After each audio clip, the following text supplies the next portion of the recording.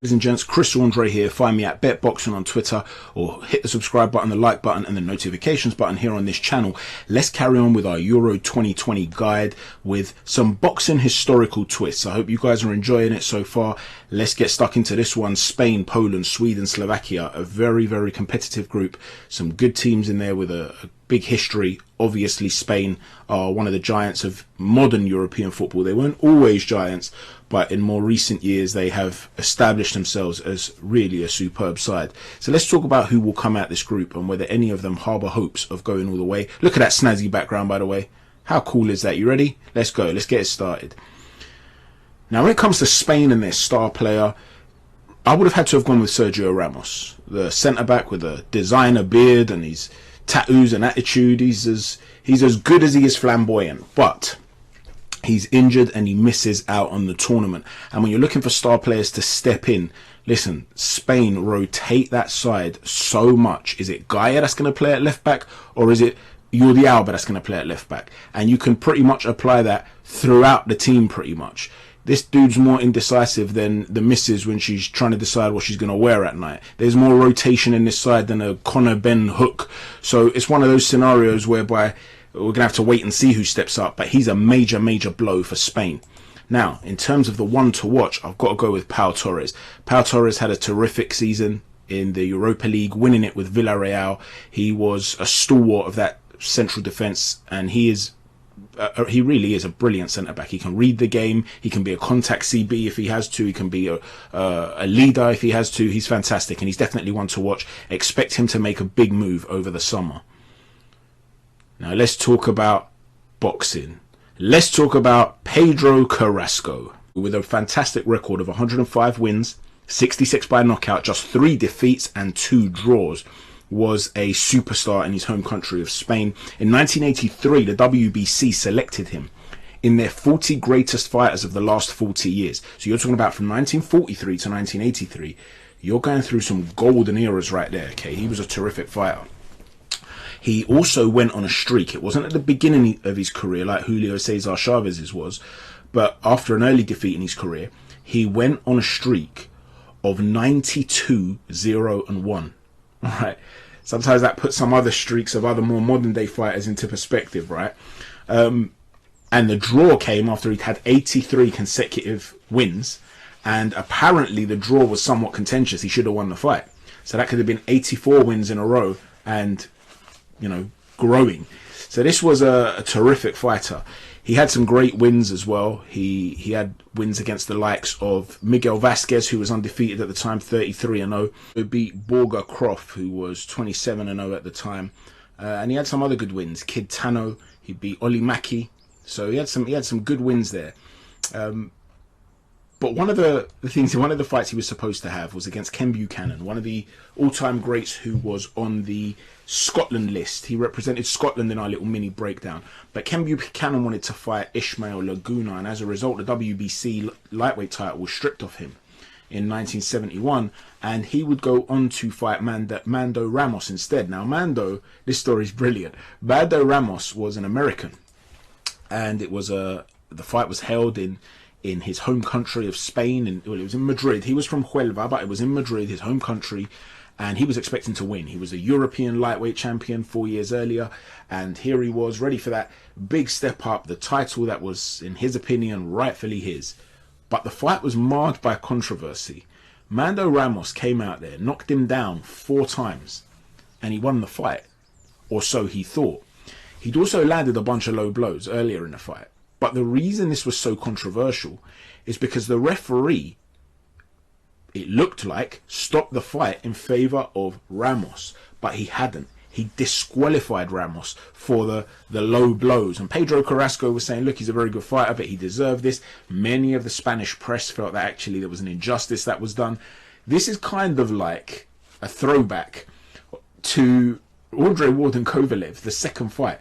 Imagine Kovalev was given a win and Andre Ward was disqualified. Now, I'm not saying Andre Ward, I believe it was a low blow. I've made this clear in the past. I believe Kovalev should have been allowed to recover. But imagine he'd been down on 3 previous occasions, Kovalev, and then you stop the fight and you give it to him. It's very contentious, right? But that's exactly what happened. And for some reason, despite getting disqualified and losing and the media saying that he was outclassed, he became a bigger star in Spain after the defeat. Okay, so yes, all right, a blow was considered to be illegal. I think it was on the back of the head and it was a low blow earlier in the fight. But to become a bigger champion for winning by disqualification, Mando Ramos was saying, if he doesn't give me a return, I'll never see him as a champion. There's no way I'd ever want to be a champion like that.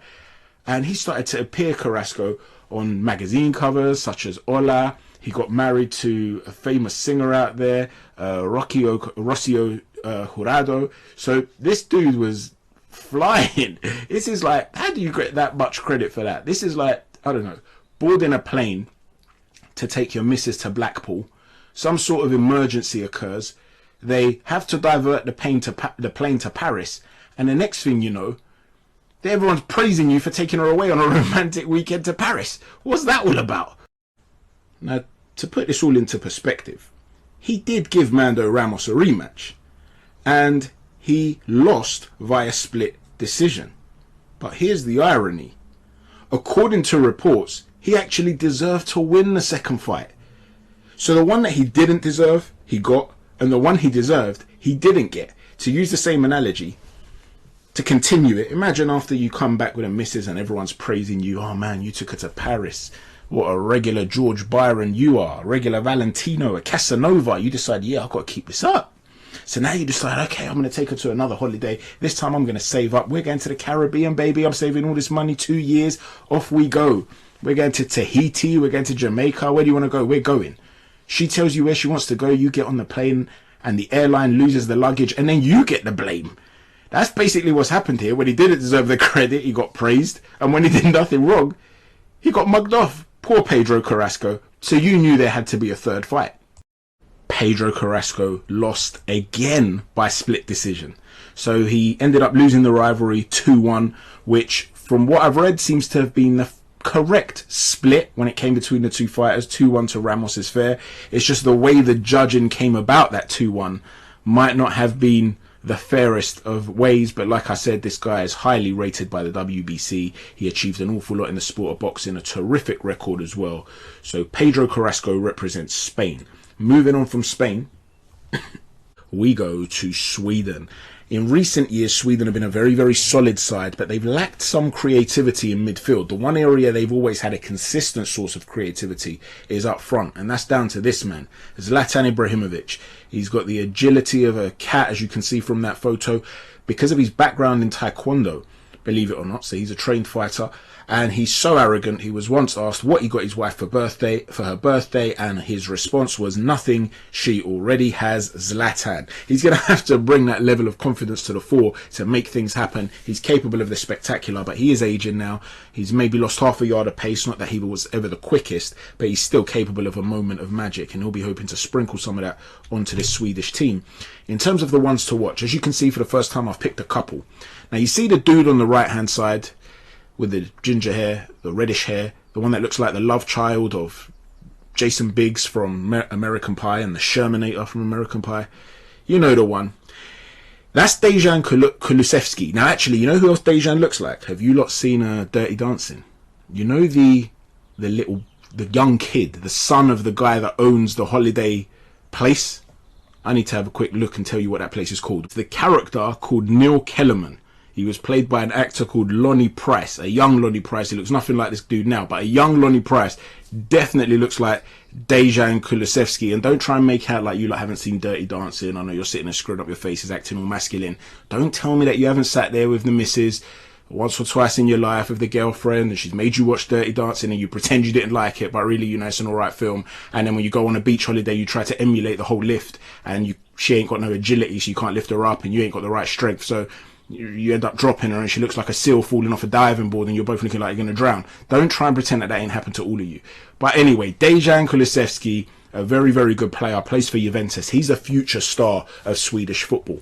The reason I'm bringing him and a second one to watch though is because Kulusevski is at Juventus, and so a lot of you may have heard of him, or I'm sure the commentary team are going to mention him and say look out for this superstar. So I also want you guys to check out Christopher Olsen. For years, like I said, the Swedes have lacked creativity in midfield. He provides some of that. He's the one that looks like he's not about to hit puberty for another 7 years, the guy on the left. He's a good creative player in midfield. He can help build things. So he's one to watch for Sweden. And moving on from these two, we go to the boxer. And it's Ingemar Johansson. Johansson, the Hammer of Thor as he was known, was considered a bit of a flash guy, a flamboyant sort of guy, rubbing shoulders with the stars. He was nicknamed the Cary Grant of boxing. So he was a ladies' man, he was popular, and he shocked the world when he beat Floyd Patterson. He was known as the Hammer of Thor because of that punching power, that famous right hand, and he was ranked in the top 99 punchers, greatest punchers, by Ring Magazine back in 2009. Now, that was obviously before Deontay Wilder and before Anthony Joshua. So maybe now he will not even make that list. But he was considered a big punch in heavyweight, and he was effective at what he did. He ended up with 26 wins and 2 losses. The 2 losses he had were the rematches against Floyd Patterson. So he beat him and then lost to him twice. And so many people say, well, look, that was, the defining moments for him, and he lost 2-1 essentially. And he's a little bit underrated as a result. Listen, this guy also stopped Henry Cooper. He had a good career. He was a good fighter, an Olympic silver medalist as well. So you can't just undermine Ingemar Johansson. History seems to do that for some reason. He was a good heavyweight. He was a little bit crude, but listen, he knew how to get that right hand off, and it worked very well for him, except for the 2 subsequent fights against Floyd Patterson. He deserves a lot of credit, and he makes the list for Sweden. Now, moving on from the Swedes, we go to Slovakia, and Milan Skriniar is one of Europe's best centre-backs. You expect him to make a significant impact. He plays in Serie A and he's highly rated. He will be under a lot of pressure in this group, and he will have to stand firm. And the one to look out for, there are some more obvious examples. Marek Hamsik's reaching the twilight of his career now. Duda is one to look out for, who's known. But one a little bit out of left field is a guy now at Ferencváros who's been a bit of a journeyman over the recent years, to be honest with you. He's been at Zenit St. Petersburg, he's been at PAOK Salonika, now he's at Ferencváros. But he's a good athlete and he's capable of finding space in the box, and he could end up popping up with a goal here or there, or at least offer some sort of threat. So look out for Robert Mack. Now, moving on to the boxing, and we have to check out Jan Zahara. Jan Zahara was an amateur standout. There isn't much depth in Slovak boxing. He was a gold medalist though in 1952, a featherweight. He was representing Czechoslovakia at the time, but obviously that nation has now split, and he is a Slovak, so he represents them when it comes to boxing. Moving on to Poland, and we have the star man, of course, Robert Lewandowski. Poland have been a very frustrating side in recent years, I found. I found that they should have done a lot better than they have done. They've underachieved. They've produced some really good players, and for some reason at major tournaments, it hasn't really clicked for them. But Lewandowski is probably the world's premier striker. He is an unbelievable centre-forward who's capable of doing absolutely everything, and as long as you've got him up front, you know that you've got hopes in any given game. In terms of the one to watch, I'm going to draw your attention to Piotr Zielinski, the Napoli man. He's capable of a moment of magic. He's a very good passer of the ball. He'll be hoping to feed Lewandowski, so he's definitely a guy to look out for. In terms of the boxing, there's a couple of guys here. The one I really want to talk about, tell you the story of, I'll come to in a moment. But first, let's talk about Dariusz Michalczewski. Michalczewski is a very difficult one to ascertain where his genuine standing is in the sport of boxing, because he has a very good record and resume, and yet he doesn't stand out for whatever reason. He sort of goes under the radar. He had 50 fights. He won 48 of those fights with 38 knockouts, and he lost just 2 of them, and they were the last 2 fights of his career. So clearly he will feel as though he was washed up by that point. Prior to that, he went on a 48 win streak, and in the amateurs he represented Poland in the juniors, and he won a silver medal in 1986, and in the European Championships in the men's, in the seniors, he won gold in Gothenburg for Germany. Now obviously a lot of athletes that are German are of Polish origin. If you're talking football, think of guys like Miroslav Klose, the country's top scorer of all time, Lukas Podolski, and so on and so forth. You'll be surprised how many of them there are, and that's always a point of contention between the two sets of fans. But whatever the case might be, this is a guy that had a strong amateur career and a strong pro career, And he's got some good names on his resume as well. You know, this is a guy that's beaten the likes of Montel Griffin. He's beaten Graziano Rocchigiani. He's beaten Drake Tadzi. He's beaten Mark Prince, Nicky Piper. You know, there are. Did I mention Virgil Hill? You know, so he's got some recognisable names there, and he still goes under the radar. There was a lot of talk about him potentially fighting Roy Jones Jr. The time that was occurring, if I'm not mistaken, was around the time just before he got his first couple of losses. So he was towards the end of his career, and once he lost those fights, he retired. So, you know, neither guy was necessarily in their prime by then, maybe. I don't know. I think Roy Jones he was about to go up to fight Ruiz, actually. So he was still, so I think it was still Roy Jones, the Roy Jones back then. There was also some people saying, if only he'd fought Joe Calzaghe. That was in retrospect, though, because at the time, Joe Calzaghe was not a light heavyweight. So that was more in retrospect. It would have been a very interesting fight, shall we say. It would have been a bit of a war had that fight happened. But the point is, he seems to go under the radar, even though he's a 2-weight world champ. You know, he's won the WBA, IBF, WBO, and lineal light heavyweight titles. He also won the WBA, I think it was, or WBO at cruiserweight. He won another world title basically at cruiserweight. So he's a 2-weight world champ. And he sort of goes under the radar, and I kind of feel sorry for him based on that, to be honest with you. But yeah, he goes, I'm picking him for Poland's fighter, but there's a lot of depth there. There have been some great Polish fighters over the years. Interesting story that I really want to tell you guys about is Harry Haft.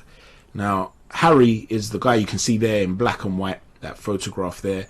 Harry was a Polish Jew, and under the Nazis, he was running a smuggling operation with his older brother to make ends meet. He was 14 years old when the invasion happened, and he was eventually arrested and deported to Auschwitz, and he was sent to labor camps, and he was beaten and he was starved and he was just generally treated terribly. But because of his natural physique, he was 5'9", and as you can see, generally in terrific shape.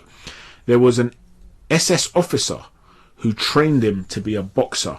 A lot of the SS used to train guys and bet on them and stuff like that. They did it for their own entertainment. And a defeat, when you were no longer considered viable to them, could have meant that you were shipped off to the gas chambers. And he fought 76 fights at Auschwitz, so bear that in mind. He was one of the thousands of surviving inmates who were sent on death marches, essentially, to Germany. They were just told, you know, you're just going to march, and they would be left to starve and in the freezing cold, and a lot of them would die. He managed to escape, and he killed a German soldier who was having a bath, and he stole his uniform.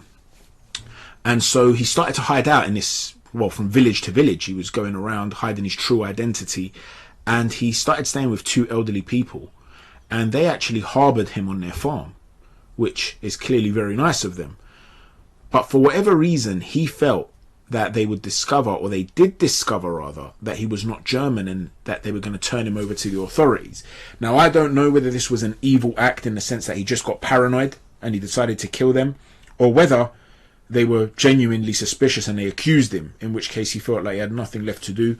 I don't know. But either way, he ended up killing this elderly couple to enable himself not to get caught again. Obviously, he was in a situation where he felt like it was him fighting for his life.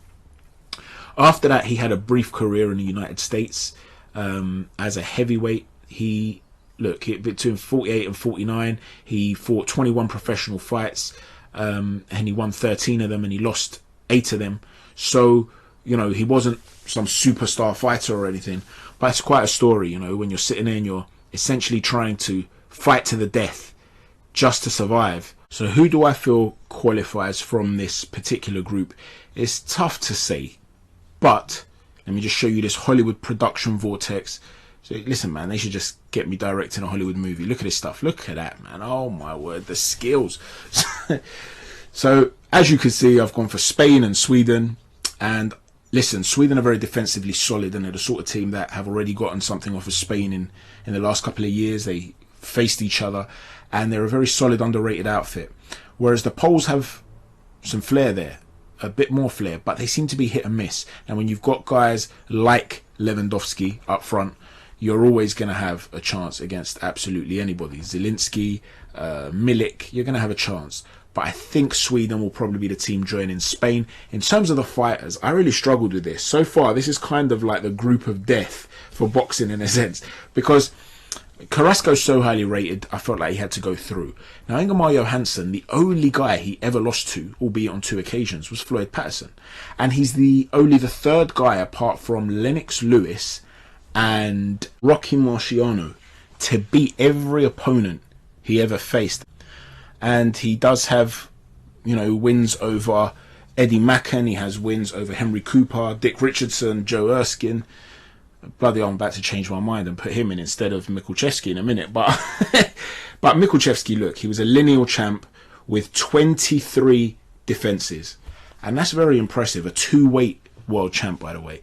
So if I'm analysing it subjectively and not basing it on what the objective... Sorry, if I'm judging it objectively and not basing it on the subjective opinions of fans at the time, then maybe I have to go with Mikuchevsky here. Let me know what you think. I really struggled with this, I'm not going to lie.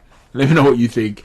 And let me know what you think about the footballing group too. Thanks for watching, everyone. One last thing before I go. Now, when I was contemplating who the greatest Polish fighter was of all time, I looked at a guy who was a standout amateur, who won 2 Olympic gold medals and 2 European amateur gold medals and a silver too.